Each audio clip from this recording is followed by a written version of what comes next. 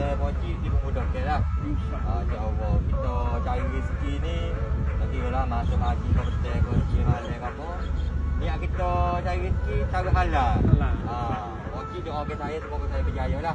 Saya pun doakan Pakcik semoga Pakcik diberi kesihatan yang baik. Masa Covid ni apa semua. Saya pun daripada apa itu ya kita sama-sama usaha